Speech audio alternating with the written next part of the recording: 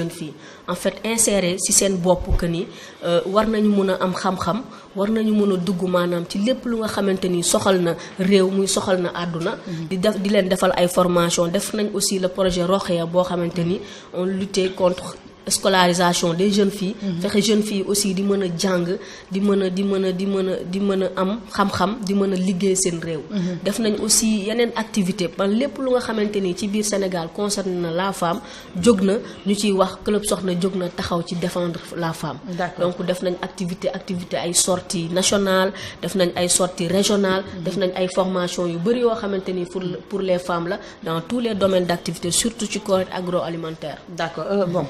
naa ne beneen question bi waroon ñëw sax tënk nga ko dama doon la bëggoon xam ndax ci Dakar rek ngeen di yam mais wax ngeen ne def ngeen ay sorties donc dem ci yeneen régions yi pour jàppale femmes yi et tout donc par rapport ak jeunes filles noonu leen di jàppale ci wàllu njàng mi nga wax. ci wàllu njàng mi ak ci wàllu aussi ci li ñuy yëngu ñoom maanaam tey jii bu ñu ñëwee fekk la même ngay ménagère dinañ la conscientiser fexe ba nga xam ne yow loolu ngay liggéey lu mu lay jëriñ lan nga si mën a jëriñoo nan ngay def ba défendre si say intérêt ak say droit. D'accord mais ci jàppale boobu ngeen leen di jàppale yéen moyens yooyu fan ngeen ko jëlee.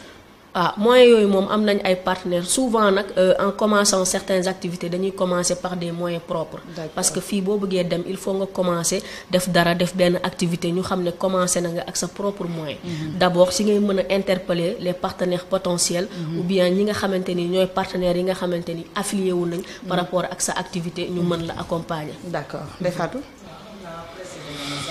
Questionnaire yi donc je ne vais pas me répéter peut-être une suggestion c'est-à-dire comme ñoom ni ñu taxawee mu di su ma ko déggee kuréel goo nga xamee ne ay jigéen lañu waaye dañu bëgg tënku ci valeurs yi nga xam ne mooy valeurs yi ak vertu yi nga xam ne jigéen jullit noonu yooyu la war a am ci loolu la war a doxee pour mën a liggéey donc loolu dafay firi ne jigéen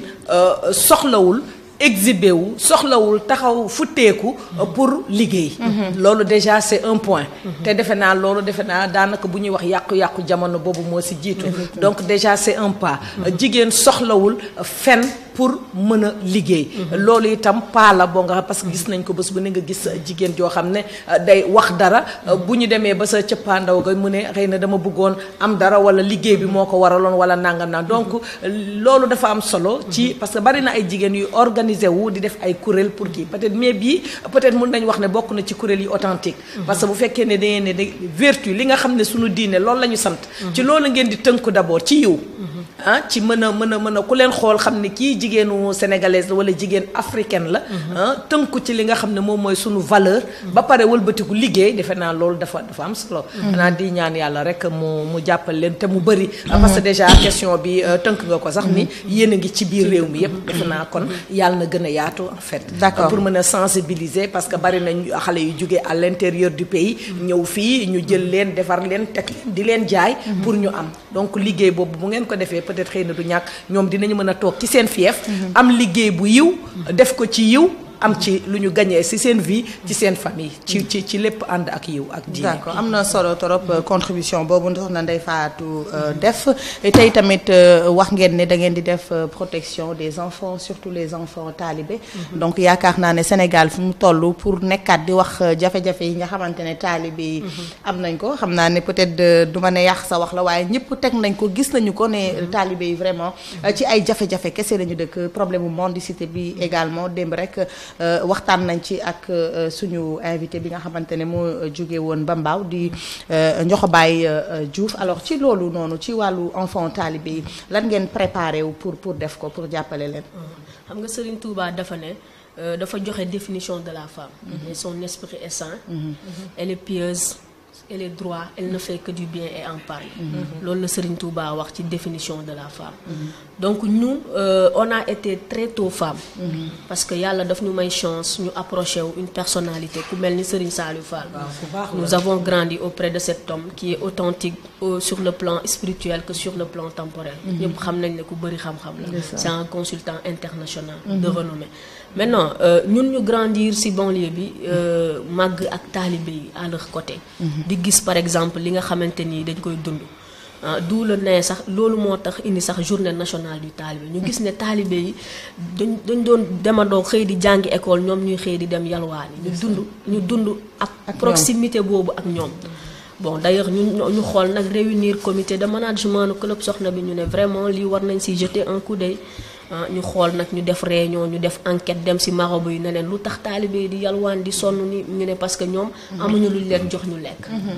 après ñun ñu dem xool concerté wu ñu ne comme le problème mu lekk la léegi ñun en tant que club Soxna en tant que association de femmes nañu initier un projet intitulé Mbana waaw le projet Mbana c'est un projet de repas communautaire boo xamante ni le projet consiste à chaque commune ñu teg fa ay comme genre cantine scolaire nga xam ne taalibe yi bu ñu xëyee suba bu ñu jàngee ba 10 heures ñu dem ndékki bu ñu ndékkee ñu demaat añ bu ñu añee ñu demaat reer dem tëddi loolu dina leen permettre ba du ñu mën a yalwaan c'est d'où est née l'idée de la journée du talibé parce que journée du talibé maintenant journée bu nationale la Sénégal fépp foo dem dañuy fêter le 20 avril loolu moom moo tax ñun 20 avril bi ñuy illustrer ne dañ ci war a dañuy assurer les 3 repas quotidiens des talibés maanaam le petit déjeuner le déjeuner et le dîner c'est-à-dire dañu illustrer une partie de notre projet et ça nous permet aussi d'interpeller ñi nga xamante ni ñooy partenaires potentiels yu ñu mën a appuyer suñu projet ñu gis ne ñu lii la ñu bëgg def lii mën nañ koo def et que mu bañ a yem rek peut-être mu jàppale ci benn jour ci 20 avril kese benn jour 20 avril bi illustration la c'est juste pour illustrer que ni ñun suñu projet ficelé nañ ko ba pare maintenant loolu dañ koy illustrer pour mën a attirer suñu partenaires yi parce que dañuy identifier 50 daara avec une moyenne de 60 talibés par daara environ 3000 talibés yoo xamante ni dañ leen di dundal bés boobu Wakam Parcelles Assainies ak fële nu mu tuddee sax Grand Dakar foofu yëpp dañ fay identifier ay daara donc j'en reviens ci problème c'était juste une historique pour wan li tax lu indi 20 avril bi taalibe yi nag li ñuy dund ñëpp gis nañ ko et je crois que organisme yi nga xamante ni ñoo fi nekkal taalibe yi war nañ xool loolu muy pareer l'association des juristes du Sénégal ñëpp ñi nga xamante ni am nañ ay fonds alloués pour jàppale xale yi dañ cee war a jug mais ñoom est-ce que dem ngeen vers ñoom oui pareer dem nañ vers ñoom waxtaan nañu ak ñoom suñu journée yi précédente yëpp amoon dem nañ ak assister nañ ay séminaires yu bëri ak Human Rights Watch lépp lu xamante ni interpellé na taalibe fii ci Sénégal ak àdduna li ko wër même bu amee au niveau international dinañ fexe suivre ko sur le web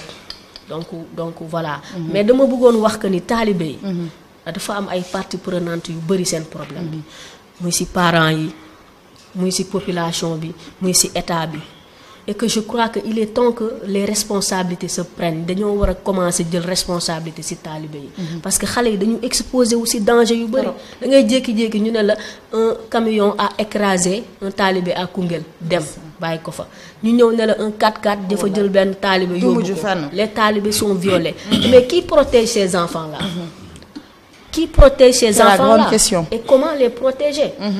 maintenant il faut nag pour les protéger ñun dañu gis en tant que club Soxna li protection bu njëkk bi mooy qu'ils mangent à leur faim parce que suñuy lekk du ñu yalwaan parce que marabu yi ñoo ne seen problème mooy lekk bi donc nañ fexe régler ñun dañ ne ñun en tant que club Soxna dañuy régler problème mu mendicité alimentaire bi loolu mooy suñu xeex bi mooy taalibe yi di mën a am fu ñuy nekkee fu ñuy añee fu ñuy reeree ñu mën leen épargner yalwaan bi d'accord yaakaar naa ne loolu am na solo torop donc xam naa ne du ñu def rek lu dul avancer par rapport ak li nga wax nii ne que taalibe yi par exemple accident yi nga xamante ne dañ koy am ci tali bi amoon na accident boo xamante ne amoon na ci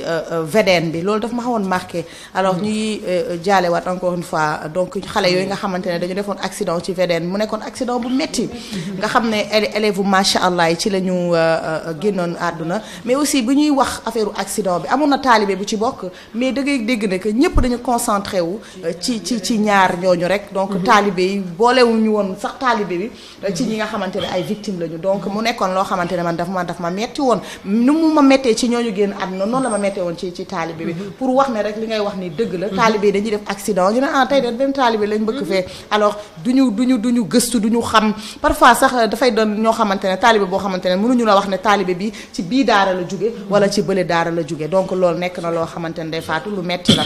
voilà lu doy waar la loolu parce que aram ñiy dund ci taalibe yi la ñu war a waxal parce que gis nga pour jóg rek dindi fi yalwaan fii mooy metti parce que déjà dafa am ñaari catégorie yu ñuy jaawale am na ñoo xam ne dañu jógee dëkk ak dëkk gàddu ay xale indi leen yóbbu ñuy wàcce leen ci mbedd mi ñor seeni pot di dem di yalwaan pour di indi ñu di leen am na ko fi wax barki démb rek fii ci plateau bi ñu di leen jëriñoo ñu sas leen ñuy indi li nga xam ne moom moo di ay sas di ko indi journalièrement ñoo xam pour lekk la wala pour du lekk am ñoo xam ne